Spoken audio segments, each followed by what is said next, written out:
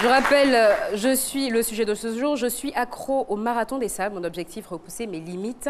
Madame Isabelle Konaté, je rappelle, vous êtes directrice pédagogique de l'école internationale IBSA. Vous êtes femme sportive et mère de 3 enfants. Alors, vous avez 52 ans. Je précise pour le développement. 51. 51 oui. 52 demain? Non, 51 demain. 51 demain, d'accord, ok, voilà. 51 ans et vous participez au marathon des sables. Le 6 avril au Maroc, et je rappelle que vous êtes à votre 3e participation pour une compétition qui dure 33 ans depuis.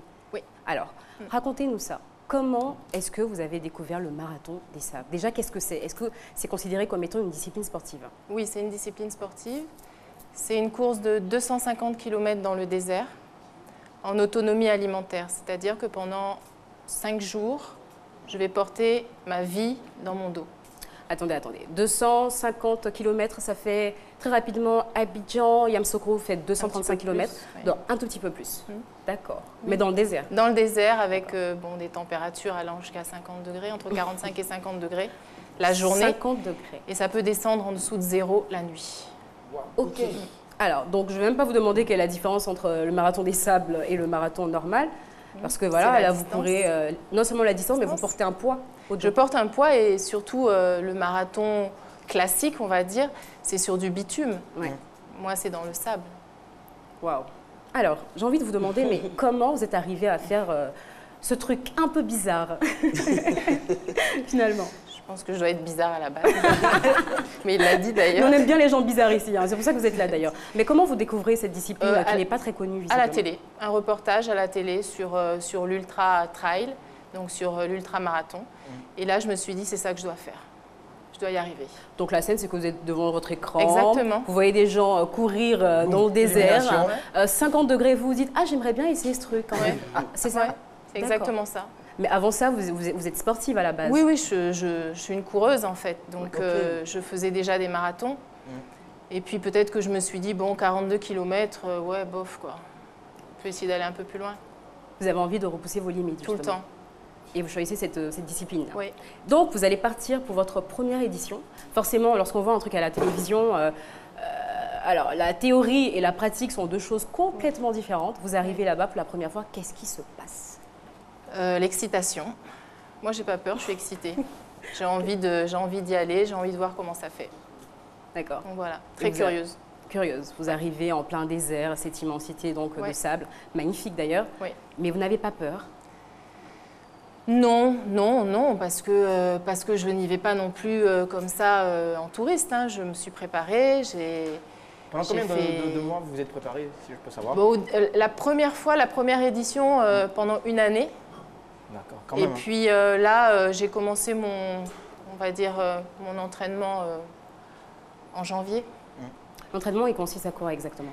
Courir de très longues distances avec du poids sur le dos, avec de la charge.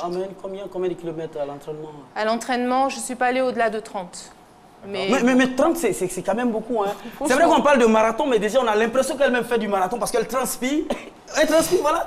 Parler de marathon, c'est faire du marathon, voilà. Non mais attention. Attendez. Voilà.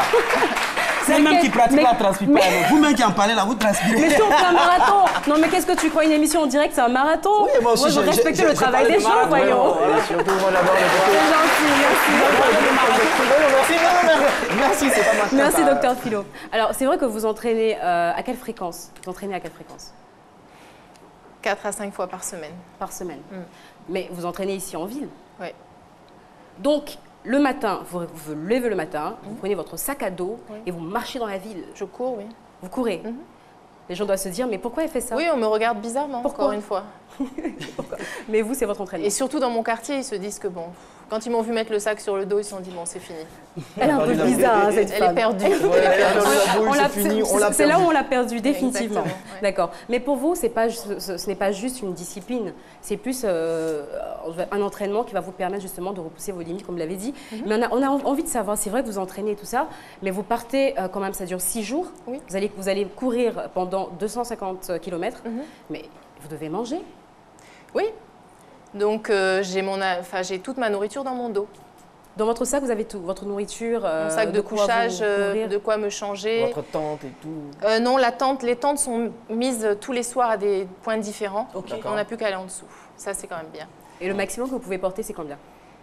Écoutez, la première année, j'avais un sac qui faisait 14 kilos. D'accord. Ok. Ouais, ça a été très difficile, même si ça diminue au fur et à mesure du temps, puisque je mange. Donc, ça se vide, effectivement. Ah, d'accord. Mais je sais que on a, la veille, on a un espèce de briefing, et puis on pèse notre sac, on nous demande nos papiers, etc., médicaux. Et la personne qui était en face de moi m'a dit « Mais est-ce que vous êtes sûre, madame, que vous allez faire 250 km dans le désert ?» Je lui ai dit « Oui, pourquoi ?» Avec 14 kilos, quoi. Je lui ai dit « Mais le sac, là, Il est trop lourd. c'est lourd. Hein. » Je vois le regard des filles dans le studio, elles se disent mais 14 kilos, qu'est-ce que je vais mettre dedans? Mes chaussures, mes jeans. Non, vous êtes au désert, les filles, on n'a pas besoin de tout ça. Faut aller vraiment Ouais. léger. Donc cette année, je vais essayer de ne pas dépasser 6,5 kg. Mais d'accord, très bien. Bon, c'est sûr que C'est dans votre déjà sac, il n'y a pas d'atchéké, il n'y a Non. pas d'aloco, il n'y a pas de poulet braisé. Non. Qu'est-ce qu'il y a comme La viande alimentation? séchée. Quel type d'aliment? Oui. Ouais. Non, mais c'est le désert, c'est la viande séchée. La viande séchée, mais quand même. Non, mais Le docteur Philo, pilaki, non, mais il a pilaki. sa 15e participation, c'est normal. Ouais, dites-nous alors. Donc, Oui, la voilà, viande séchée. de la viande séchée et puis tous les fruits locaux qu'on peut trouver secs. D'accord. La mangue séchée, la papaye séchée, le coco, tout ça, et des céréales.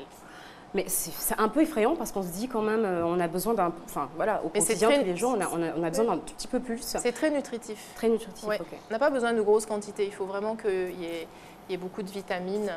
Et, ça Après, doit moi, je aller. pense qu'il ne faut pas prendre des produits périssables aussi. Non, c'est sûr. au bout de Exactement. 6 jours, Exactement. bon, Pour t'as ça, pas un tout est sec, congélateur en dans fait. ton sac, Dans ton quoi. Tout est sec, tout est sec. Tout est sec. Je vous conseille du gari aussi, hein, parce que là, vous prenez Exact. un peu Ouais, d'eau. ça- ouais, exact. Mais c'est ça. Voilà, le gari, Mais il faut être un peu light quand même. Il faut pas que se gaver, sinon après on n'arrive pas. Bah déjà, marcher. enfin, personnellement, j'ai pas très faim avec la chaleur et puis l'épreuve physique et tout, mais sinon, et puis il faut penser que j'ai le réchaud aussi. Il faut que je fasse chauffer, il faut que je fasse mon feu. D'accord. Ok.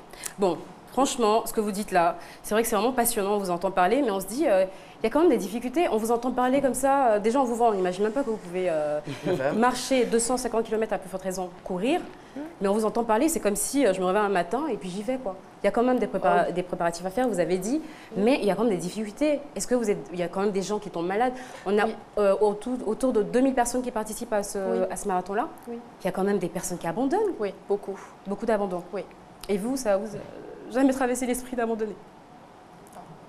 Je peux pas. Comment vous... Elle dit, Comment vous voilà, dites que vous pouvez pas? Moi, je Vous sais dites pas. que vous pouvez pas. Je peux Pourquoi pas. vous pouvez Je pense que le mental est exercé aussi à ça et je serre les dents. Vous serrez les dents. Oui. Je Pour serre vous, les c'est, dents. chaque marathon, c'est aller Oui, un peu c'est une plus loin. épreuve. C'est une épreuve, aller plus loin, me donner de la force psychologiquement et puis physiquement.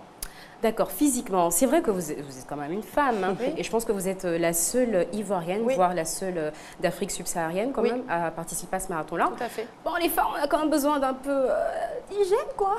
Comment ça se passe? Bon, pour la douche, des Il n'y a trucs pas de douche, hein. pendant 6 jours. Vous ne vous lavez pas pendant 6 jours? Si, je prends une bouteille, on me donne une certaine quantité d'eau. Et avec D'accord. cette eau-là, je dois boire, me laver et faire à manger. C'est de la torture. Ah, c'est ça. C'est pas une preuve de la vie, je sais pas ce que c'est. Et vous arrivez à tenir pendant 6 jours? Oui. Ok, Oui. d'accord, parfait. Bon, après, le 7e jour, la douche est... Ouf. Non, Mais tout est c'est sûr. merveilleux après, c'est ça aussi qui est intéressant. C'est ça, ouais. C'est qu'après, j'apprécie tout ce que vous n'appréciez plus. Exactement. C'est-à-dire une bonne douche avec de Une l'eau à bonne volonté. douche, du savon qui mousse. Ça devient du pain béni un tout petit peu. Ouais. Ok, bon, vous décidez d'aller faire ça, vous avez quand même de la famille, vous êtes mariés, Oui. vos enfants, votre mari, il se dit quoi? Parce que c'est quand même effrayant de savoir Il me que sa regarde femme... bizarrement aussi, lui. Définitivement. C'est quelle femme ça? Il y a cherché là-haut. Mais il vous dit quoi? Il a Il a quand même essayé, peur. il a fait une épreuve, il a fait un marathon des sables avec moi là, il y a 2 ans. Et comment ça s'est passé? Très mal. Il a abandonné. Non, parce que je l'ai tenu.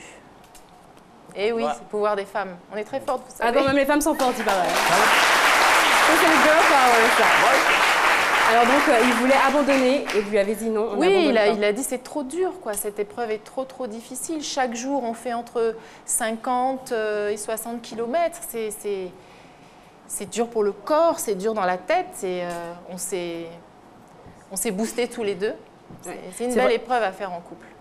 En couple, Ouais. Si le deuxième tient, bien évidemment, parce que s'il part en courant, c'est un peu compliqué. Elle a tout fait, donc c'est une preuve d'amour. Il a dû le lui doter, non? Si elle n'aimait pas, elle allait l'abandonner là-bas. Je connais des femmes mariées là-bas. Celle-là, tu vas rester. Moi, je m'avais. Oh, mais j'ai l'occasion même pour abandonner le monsieur. Mais elle l'a tenu. Non, mais je pense qu'il faut de la motivation surtout. Il faut motiver. En tout cas, je pense que si vous êtes à deux, il faut vraiment se motiver. Oui. Mais d'un point de vue sécuritaire, parce que vous êtes quand même en plein désert, vous avez des moments où il fait nuit. Oui. Comment est-ce que vous gérez? Vous n'avez pas peur? Comment est-ce que c'est organisé? Il y a une sécurité quand même. C'est très bien organisé. Il y a des hélicos qui survolent la zone de temps en temps. Et puis j'ai une balise en fait. J'ai une balise sur moi. C'est un GPS et comme ça, l'organisation peut me suivre. Si jamais je me perds, c'est déjà arrivé, hein, des gens se sont perdus, on peut vous retrouver assez facilement puisqu'il y a ce signal GPS qui dit que le concurrent Intel s'est retrouvé à tel endroit. Donc, au niveau de la sécurité, je pense qu'on ne risque pas grand-chose. Vous avez quand même déjà eu une grosse frayeur? Oui, j'ai une frayeur sur l'épreuve de nuit parce qu'on a une épreuve qui fait... entre 85 et 90 km, donc partant le matin à 9 h, on n'arrive que le lendemain matin, donc tout ça sur nos deux jambes. Et en pleine nuit, j'ai eu un peu peur parce que j'ai vu quelqu'un sur une dune avec une mobilette. C'était pas un mirage. Vous êtes sûr, vraiment, c'est pas une hallucination? Non, on était deux, à moins qu'on ait eu la même hallucination, mais on était deux. On a vu cette personne-là, on a eu tellement peur d'un coup. On a eu peur de se faire enlever quelque part dans le désert. Justement, Al-Hussein, il parlait d'hallucinations. Vous en avez déjà eu? Oui, j'en ai eu. Oui. Dû à la fatigue et tout? Oui. Qu'est-ce que vous avez vu en fait? En fait, j'ai vu, j'ai vu un troupeau. Je pensais que c'était des chiens. Des chiens féroces qui arrivaient vers moi et en fait, c'était rien. Vous avez commencé à paniquer après? J'ai eu peur. Vous n'avez pas couru, non? Non, j'étais sur mes gardes, j'avais peur de me faire attaquer par les chiens, mais non, il n'y a pas de chiens comme ça dans le désert, c'est pas possible. On voit que vous êtes vraiment très forte. Et on va savoir ce que justement tous ces marathons vous ont apporté dans votre vie de tous les jours. Et comment est-ce que vous avez géré tout ça? On se quitte un tout petit peu, il faut de l'argent, donc la pub.